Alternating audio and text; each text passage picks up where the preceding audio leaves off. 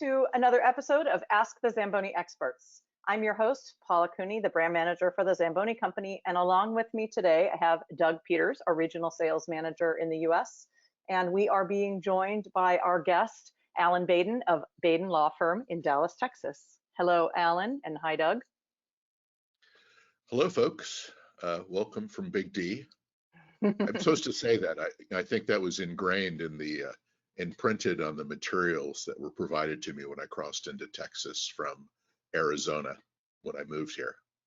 Wow. Well, so you were in Arizona prior. You were in California before. No. I actually drove across the country. Oh, got it. All right. Well, welcome to Texas. Yes. There was a highway stop. So for the audience that's listening in today, we're pretty excited to have Alan with us because we have a long history together, and he represents the Zamboni Company and helps us with our trademark matters, intellectual property, and gives guidance to us, not just for our US registrations, but abroad. And I just have to tell you, Alan, I've learned so much working closely with you over the last couple of decades. And we actually have a kind of interesting story about how we met. We were in a position where the company needed some guidance on a different country, looking at our trademark and looking at all of our registrations. And we had some concerns about it. So we needed a top gun in this area. And you were definitely the person who we needed to work with. And you did a great job with that. And I wondered if you wanted to share a little bit maybe with the group about what that situation was and kind of where we went from there. Thank you, Paula. I mean, that's a nice intro and probably a good segue into the issues that big brands, valuable brands or companies who are often driven by their brands, and that's kind of got a couple of puns in there that are probably unintended, face. Trademark owners, broadly speaking, have a vested interest in making sure that they maximize their trademark rights. And we can talk about the registration process and things of that nature. And then making sure that others don't use them properly. And to the extent they don't use them properly, they step up and ask them to modify their behavior so that you don't have to deal with them in the future. And I know, Paula, you've got a lot of experience with that. And maybe I'm jumping ahead, but I know you've worked hard to develop relationships, business relationships with a lot of not just hockey teams and arena owners, but newscasters, news services, and the like, so that when it does come to the, position every once in a while, unfortunately it's not an everyday occurrence, that someone has misused or may not be doing the best job they could in using your trademark properly, that you've been able to convince them without threats, without involving your lawyer, as much as I would enjoy doing that, to modify their behavior and to use your mark properly. The instance you mentioned where we first started working together took place, as you noted, in another country where there wasn't a long history or the deep sort of history of the use of the Zamboni brand that you have in Canada, and frankly, to a slightly lesser degree in the United States. You've been there for a long, and that's not to say that can't you use the mark first in Canada. In fact, no, it's a US use first. But clearly the Canadian markets and its focus on hockey and on arenas and on good skating conditions have made, Zamboni a prominent and valuable mark in Canada first, probably more so than any other country. The case we faced and that we first started working together involved another country that didn't have that long history. And yet we were able to establish, with your help, with the help of your colleagues, in pulling together quite a glossary, we'll even call it a Bible, demonstrating the fame, the renown, synonyms obviously, the significant use of the Zamboni brand, not just in that country, but worldwide. And that went a long way to convincing the trademark office in that country that was resisting and we should say resistance is futile, right? When it comes to Zamboni, was resisting our efforts to register the mark, and ultimately we prevailed. And we now own several registrations in that country, and more recently have registered the Zamboni brand using their alphabet. It was really an interesting exercise for me personally, and I learned a lot about the company, and working with you and your guidance, helping us identify the things that would be important for that country to review, to see that we could demonstrate that we have a long history of protecting our marks, was really incredible. Our company, I will call us pack rats.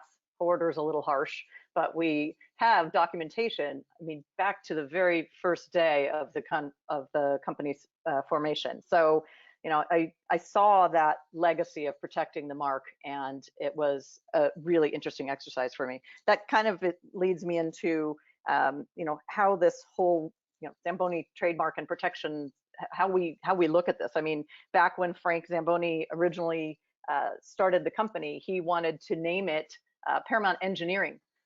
He helped to form the city of Paramount, and he liked that name, but it was already taken, so he called it the Frank J. Zamboni and Company. Figured nobody could, you know, take that away from him. That's his name. And he really focused on having a patent for the machine originally, and that helped protect him for 17 years and gave him time to, you know, get out there and get his machine recognized. But then he saw that what really was important was the name and the branding and protecting that trademark. So we've spent a lot of time and money and efforts focused on protecting the trademarks. He did have some patent lawsuits that he had to enter into and prevailed in back in, I think it was in the 60s, not 100% sure on that, but real interesting. That's digging through all of that information and putting it together. And yeah, it was a paper pile about almost a foot thick, I think, that I ended up delivering to you. Yes. So. Yeah, I have it to this day in 2 binders that I won't say I sleep with it, but it's certainly a valuable part of my collection of client materials. Yeah, it is. It was a very interesting time. It was a little concerning, but knowing that we were able to demonstrate that we had that history of protecting it and that it was taken care of was, you know, a really good thing for our brand, of course. I know this is something that Richard Zamboni has said to me a couple of times throughout the years, and he used to say it's good to be well known, but it's not good to be generic. And that was kind of how he approached when media folks would say something improper or if there was misuse of the mark. I thought that was really interesting. It kind of stuck with me through the years. Yeah. Well, one of the things you struggle with, and that I don't know that a lot of other trademark owners struggle with, even those that have famous marks, is frankly, the Zamboni name is kind of fun, right? Yeah. It rolls off the tongue easily.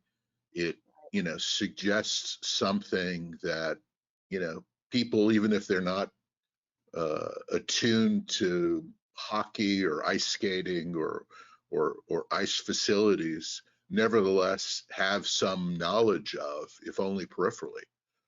Yeah, it is really interesting. I was going to say the fact that you've got a successful merchandising program kind of evidences that. And, you know, we've seen you license the mark for books, for clothing items, including hats, t-shirts, sweatshirts, the common stuff, but toys. And then, you know, you've got a long history that you should be proud of and that you can point to in working with Charles Schulz, right? Snoopy and Charlie Brown and others were big fans in their own way of the Zamboni brand and what it represented. And again, I think if it wasn't such a fun term, you might not have seen that. Yeah, we definitely have some really fun pop culture references out there. And, you know, the machine's been immortalized as a Monopoly game token. It's been a Pez dispenser.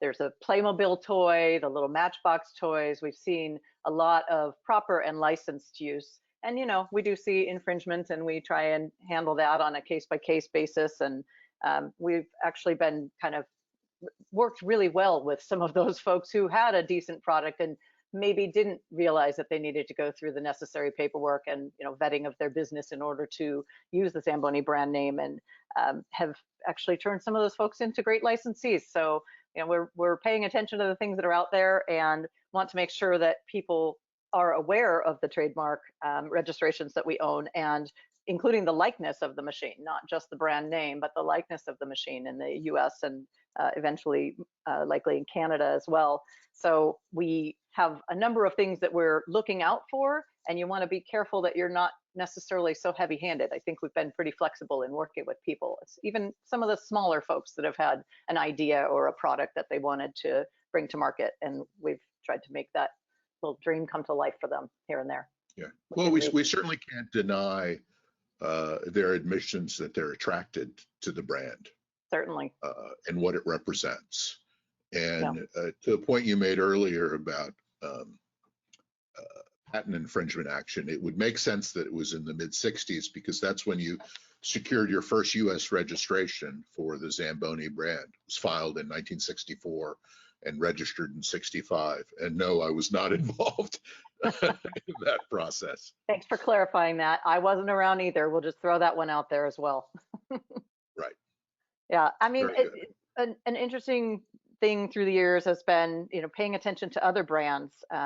And, notably, there are trademarks that have lost their rights. I think aspirin and zipper and escalator and a few other brand names have become part of the public domain. So we're really diligent about it, but we also want to make sure that we're not being perceived as, being kind of this big brand bully. And so we've looked to some of the other groups that have done a good job of it, and talk to their corporate counsel and pay attention to how they maintain their brands. I mean, I can say off the top of my head, I would say one of the most successful in my mind was the Xerox turnaround of calling something a Xerox, and it's actually a photocopy. I mean, I wouldn't ask somebody to get me a Xerox of something. I would ask for a copy or a photocopy. But back in, I don't know, the 80s, I would even recall people saying, go Xerox this, or, take care of it. But they ran a really good campaign. They ran ads. They made sure to course correct. And when they saw misuse of their mark, they took care of it. And I think that they've been pretty successful with that.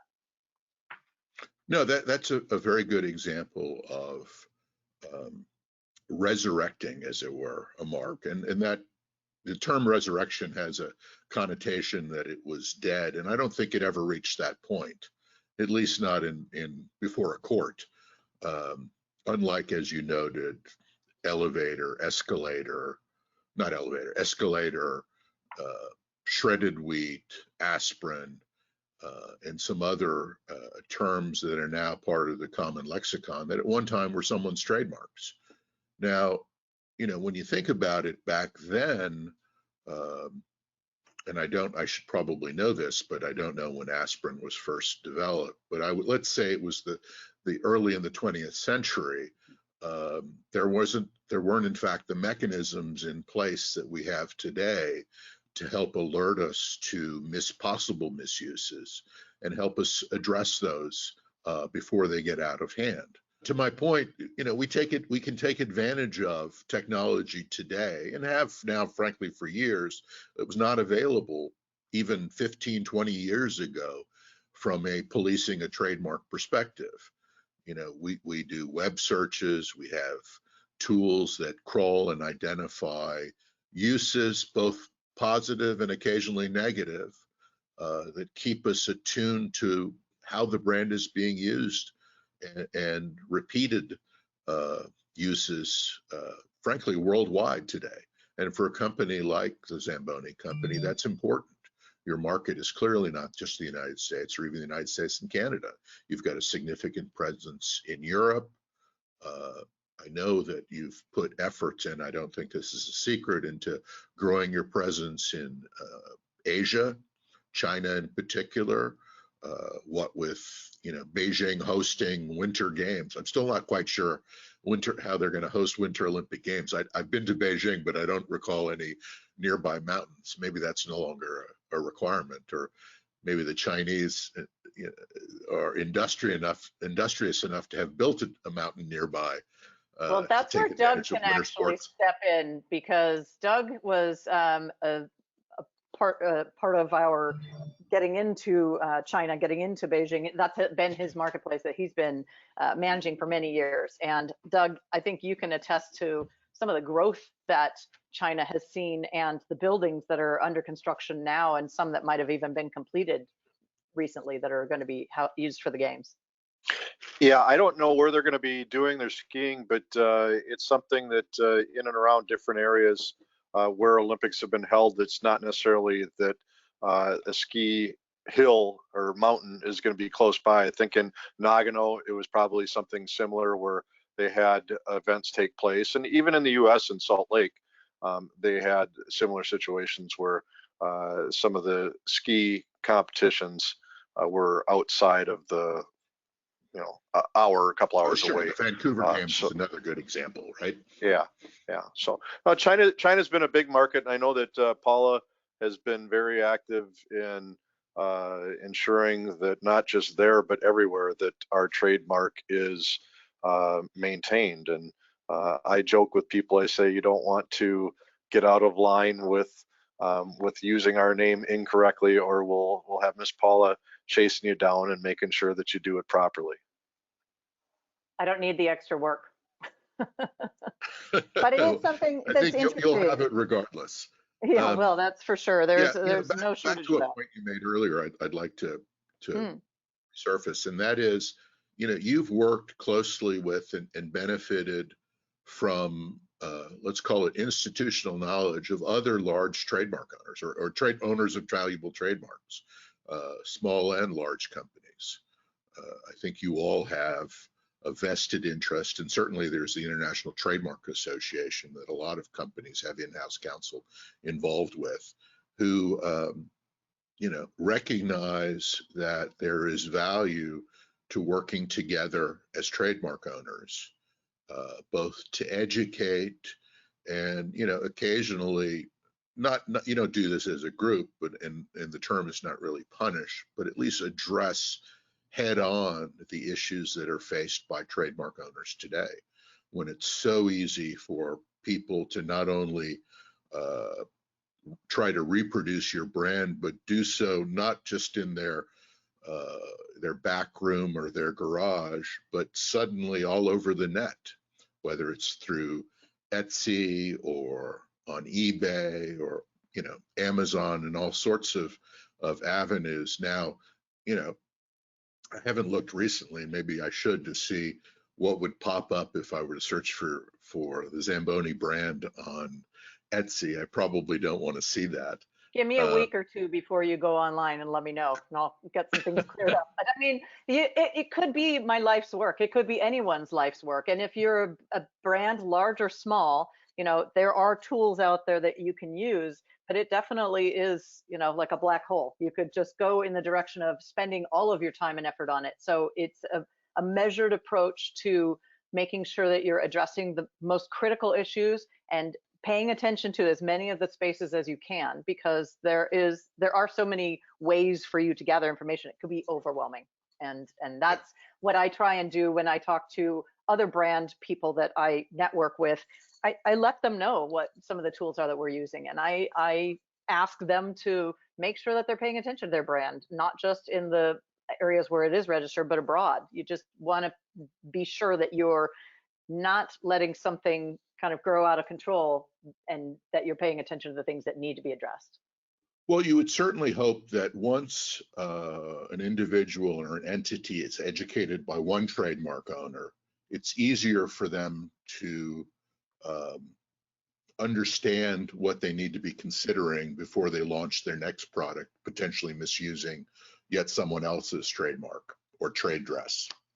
Yeah, definitely. I look to some of the other brands and the materials that they produce to help educate the media, the public, et cetera. And one that recently came to us, and I think our podcast producer, Ben, had sent me a link to it. It was a video by the Velcro brand company. And it was just this very tongue-in-cheek reference to protecting their trademark. And I'll send you a link to it. It was just so well done. It had a great sense of humor. And basically they had characters, I believe, or maybe they were actually their attorneys, like singing and dancing about what it takes to protect their brand. And please don't say Velcro, and make sure that you understand that it's Velcro hook and loop, and trying to distinguish between the generic product and the brand, which should be used as an adjective to identify that product. Yeah, well, fortunately, when we first started working together, I made clear that part of the job was not my singing and dancing skills. But I really want you to make one of those videos. When I send you the link, I think you'll appreciate it. Oh, I wish I had the talent. I'm afraid my talents lie elsewhere. It was really well done, though, and it was one of those things where it reminded me that sometimes you need to have a sense of humor and be approachable and help people understand, because there are different varying degrees of understanding of what our brand name is and what it means, and how some people feel they have a sense of ownership of being able to improperly reference it or use it without permission. We have to make sure that we're catering to the audience every time we talk to the groups that we're talking to about this, whether it's the media or whether it's somebody who's selling something on Etsy and they don't realize that they're infringing on our marks. Right. Well, I mean, I think probably from a psychological perspective, if you can you can educate through entertainment as opposed through wielding a big stick or hammer, you're probably more likely to have positive results, as opposed to getting their defensive hackles up and them fighting just for the sake of fighting because they feel like you're annoying them. Right, it's true. And the traditional, like the traditional cease and desist letter that you might have sent in the past has kind of been replaced by an email outlining the reality of what the person is doing that's incorrect and asking them kindly to make a change in support of protecting the trademark owner's rights. And so we've kind of changed our tone over the years, and I've seen the media and the folks that we've engaged with on these matters that have come up have a completely different response. They truly are helpful. We work with some of the big broadcasting groups. We work with some of the major media outlets, and everybody from the Associated Press to Reuters to the Canadian Broadcasting Company, and in asking them to make corrections or update information, it really has gotten better, like in the last decade. And maybe a lot of that just has to do with the digital tools that we're using, but I've seen a more positive response and a willingness to make those changes, where it used to be tough. You'd send a letter, you'd FedEx it overnight. Sorry, FedEx, I just used your trademark. But that kind of thing, and it was a back and forth. It's instant now. You can have something change and be updated to protect. I would think it is a little more streamlined a process. When I first started practicing law, and I hate to admit it's been now a long time, you could spend as a lawyer quite a bit of time crafting this, really elegant cease and desist letter on letterhead that had a bunch of names on it, and partners on the left, associates on the right. At least that's how we did it at the first firm I was with. And I suppose they were effective, but at that time, potential infringers or people in general were not getting deluged with 50 or 100 communications a day through email, through texting, phone calls, just social media, etc. So I think you're right that being a more positive and educational in the approach is more effective and more likely to gain not only a positive response, but one based on them understanding what you're trying to do and appreciating that you're not just coming in swinging. Yeah, definitely. I have a quick story on that related is, in 2010, the Olympics were in Vancouver, and our equipment wasn't on the ice, and a competitor's equipment was on the ice. And knowing that, I was a little concerned that the on-air talent might improperly reference our machine, or the machines that were there using our brand name. And so we sent a letter to NBC, because they were covering the Olympics, and asked their production team to please make sure that on-air talent was aware, and that if there were any articles or anything they'd be releasing, that they didn't say Zamboni. And there was a failure of the equipment, and it was on televised. It happened live, and it was a really bad thing for the competitor, and it could have been even worse for us because we were fearful that they would reference our brand name, and they didn't. And they actually called them ice prep machines. They didn't even use the name of the competitor. They just gave it the generic product reference on air, which was amazing that the letter got there, and that Bob Costas didn't say Zamboni just universally, because he was up to speed on that. And then afterwards, there were some media improper references that we had to address, but it was remarkable seeing the number of people that either used the competitor's name or said ice resurfacers. And it was a moment where I realized that the work that I'd been doing for the decade prior, and that you'd been doing for the decade prior with our company, really had, caught on. It had a positive effect. Yeah, well, and you should, you're right to pat yourself on the back for that, Paula. You put in the effort, right now, and it myself. paid off.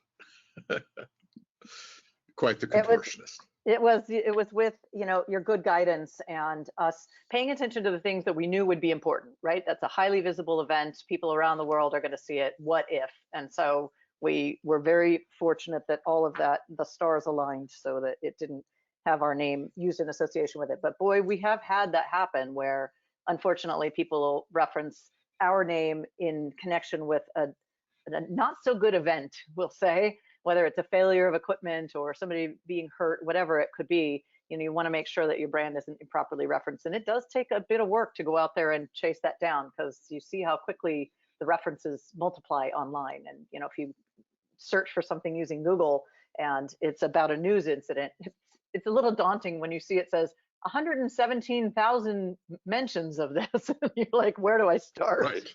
Right. And then there's a reference to smoke in the air and the like. Yeah. Well, certainly, if you can take anything from our discussion today, as a trademark owner, is that it's an ever-going or ongoing process. You can't stop. Now, that doesn't mean you can, unless you're perhaps, at the Apples or the Intels or the Microsofts of the world with, budgets that we can only guess at. Actually, I know what some of them are, but I can't tell. We can talk later. They're significant. You got to keep going. You've got to keep moving. Your role at the company is incredibly valuable, and I'm sure the Zamboni family recognizes that and sees the value you bring. It's significant, and it's vitally important. And I can understand from a client perspective the idea of having to staff a role that doesn't, although you're an exception in that you run also a successful merchandising program, and we've certainly been successful over the years in collecting some funds from misusers when it was appropriate. But it's tough as a trademark owner, as a company that owns trademarks. Not all are trademark driven, as it were, to fund a person either in-house or outside, the outside lawyers. I can tell you, and it wouldn't be a surprise to them, that I'm sure I'm more expensive on an hourly basis than you are, Paula, or and not that you're not worth it. But, I would like to send some of your invoices with my name on them to the people that are going to cut a check, if that's okay. Yes. But you know what? You get what you pay for, and that is the reality. I have said so many times to so many people within our organization that the benefit of having the skill and ability, the tool chest that you bring to us, gets me there so much quicker. It gets it helps guide, it helps inform me to make sure that I'm doing the best that I can, and that I'm paying attention to the things I can, and that we can manage some of these things in-house that don't need you for a day-to-day type of thing. But when we need to bring you in because it is something of significant importance, or it requires some fine-tuning that I, without a law degree, would probably not go ahead and try to take on myself, it's worth every penny. And if anybody listening to this has not considered having sitting with a trademark attorney or patent attorney or whatever it is that you need to protect as far as your intellectual property, I would say hire that person, do what you can, get some sage advice, and check back in with them to monitor how you are maintaining your trademark program. You can't just register a trademark or a patent and walk away and expect that it will be safe. That's probably the worst thing that you could do. You need to be actively protecting it. You need to be able to demonstrate that. I think I'm sorry, not to talk over you, but I think you've probably successfully told, your bosses over the years that it is much less expensive to maintain an ongoing presence, as it were, in policing and in registering versus, stopping for whatever reason and then having to restart. And invariably, the reason you would have to restart is because something bad has happened. And that, that can be devastating to your company. A quick anecdote. Years and years ago, Intel used to name their microprocessors a series of numbers, 286, 386, 486, representing different series of their microprocessors. And their primary competitor at the time, AMD, which may still be their primary competitor, started using 386, and Intel ultimately sued them and unfortunately lost. And part of that, or a large part of that, is because Intel itself didn't have in place the controls it needed. This is public record. The controls it needed. It didn't even have an in-house trademark department, a significant one, to monitor its own uses. And the court basically concluded in reaching the decision it made to invalidate the 386 and x86 trademarks as, if you're not using it yourself correctly and you're not preventing others from misusing it, why should I give you any attendant rights? That is such a great point, and something that we can kind of use to wrap up, because one of the challenges I faced internally, a couple decades ago, starting with the company, was helping everybody in the company understand how to properly use the mark and making sure that somebody wasn't saying, oh yeah, go to your Zam room, or hey, I'm going to sell you a Zamboni, that kind of thing. We need to be properly using it. And of course, there are going to be cases where somebody just makes a colloquial reference and doesn't necessarily put a circle R next to it. But we have really changed that, and Doug has seen it and been, great with respect to training and the references, and him pointing out things to me that he might see while he's out in the field, whether it's somebody having some kind of Zamboni competition or whatever it might be. So the awareness within your own organization is kind of one of the most critical things. If you're not taking care of it in your own house, then you certainly can't expect everybody outside of that house to be taking care of it for you. Yeah. Well, in fact, yesterday I spent coincidentally a couple of hours creating and then filming myself in the first of a series of training videos on trademarks and copyright for another one of my clients who faces, it's a good sized company, significant revenues, and an ongoing battle to make sure their own people are using their trademarks properly.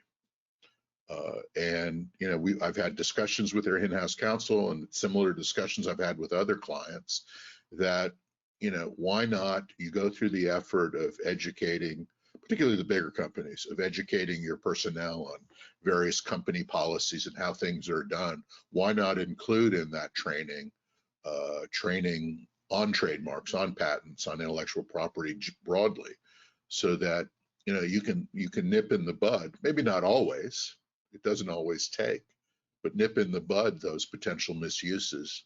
Because frankly, if I were a defense counsel, the first thing I would look for is evidence that the company challenging my client is not using their own marks properly themselves.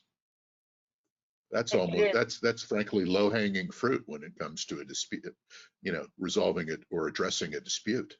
Now you've given up a secret of the trade. Defense attorneys, if you're listening, you can write a check to Alan Baden.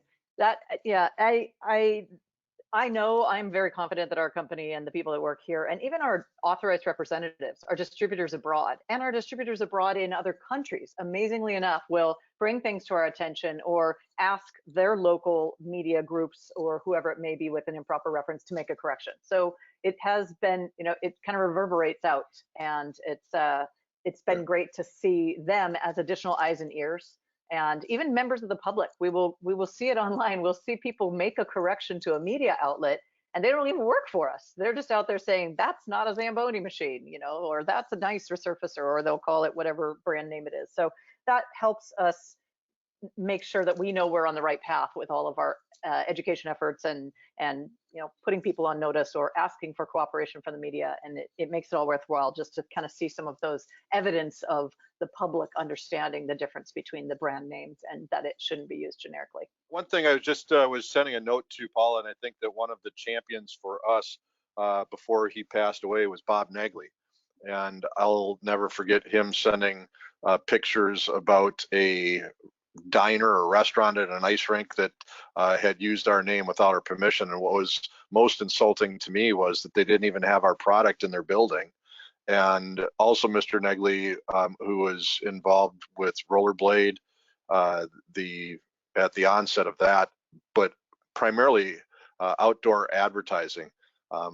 He was involved in the rink industry later in his career with dasher boards. And I remember talking to some of the people that he had as part of their team, and when they referred to it as billboards, he very quickly and politely corrected them and saying, no, it's not a billboard, it's outdoor advertising. And he was just a champion for the cause and a wonderful guy and original owner of the Minnesota Wild. You look at things in a different way when you have to be paying attention to this kind of thing, and people like Bob Negley and other brand owners that know the importance of it, you just start paying attention to things. I remember sending an email to the Tiffany company because somebody I saw misusing their colors and their font and their trademark in a place, and they were like, wow, thanks for sharing that with us. Like, you just see things and do pass notes along, and it really is helpful, and it reminds you that you're not the only one out there paying attention to your trademark. Other people are as well. Right. Well, the Tiffany company is probably a good example. They've been fighting with Costco since, I believe, 2013, and the lawsuit is still going on. Now, I could take a sort of jaded view and say the only people that are benefiting from that lawsuit so far are the lawyers, but it's an example of what it may take or what it can take to police your mark. Yeah, it can get pretty intimidating, and there are a number of references like that. I think the color on the bottom of is it Christian Louboutin? I'm a girl, I should know these things. Shoe. Louboutin, Christian Louboutin shoes. My French is apparently not, my French accent is being called into question here. But those types of things, we monitor it in the media because it is really interesting, but my goodness, it goes on for years and years and years. And you hope you don't stumble into one of those as a trademark owner, but you need to be prepared for it. So make yourself aware and pay attention to what some of these other big brands and famous marks are doing. Yeah, and if you can, address it early. Don't wait. Definitely. And you've been there to help guide us on that. To clients is, let's try to nip this in the bud, because the longer we wait, the more the other side is going to have invested, both financially and emotionally, in what they're doing, and it's going to be harder to dislodge them, to get to correct their behavior. Definitely.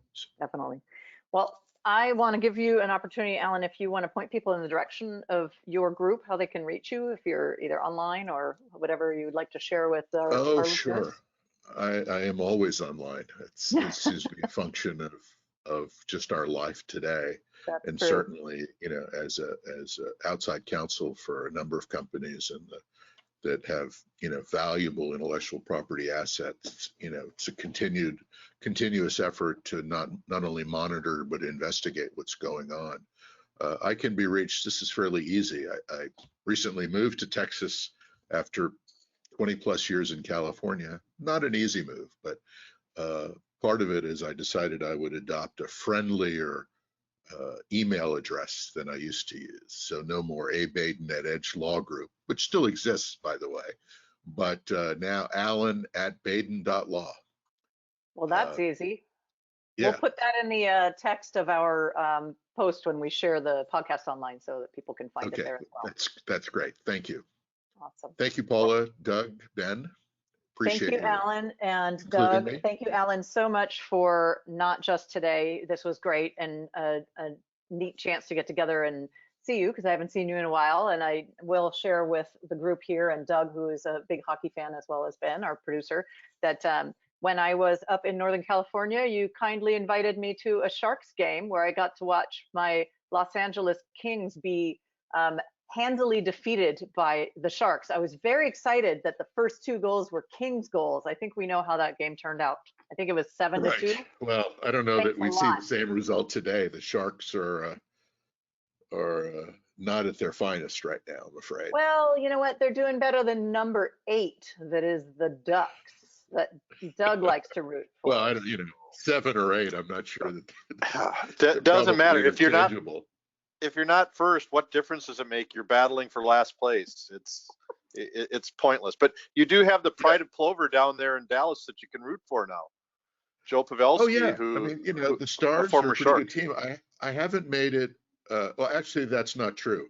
Last year, I came to Texas to visit my daughter who lived here. This is before we moved here, and I invited her and her then boyfriend to a Stars versus Sharks game, only to see the Sharks fall 7-1. I think. See? That hurt. It hurts. It hurts. So Well, you can't always be at the top unless you're the New England Patriots, and even they took a mighty tumble this year. So yes, exactly. Well, Alan, Doug does know some people over there at the Star, so maybe he could introduce you to some people over in that area, and you can wave at them every time you come in, because I'm sure you'll be a season ticket holder once they get back into business. Yes. Yeah, I was Fabulous. a season ticket holder for, I think I figured out 17 years for the Sharks. I don't want to think about how much money I spent. Yeah, that's definitely, you could have probably bought a helicopter for that money. Probably. Awesome. Well, thank you for your time today, Alan. We're super excited that we got a chance to have you here. And I want to thank everyone for listening into another episode of Ask the Zamboni Experts. If you have a question for one of our experts or an idea for a future episode, please email your questions or request to info@zamboni.com. And for additional information, additional podcast episodes, please visit zamboni.com/podcasts, or you can search Ask the Zamboni Experts on Apple Podcasts, Google Podcasts, and Spotify. This is Paula and Doug and Alan and Ben wishing you a nice day.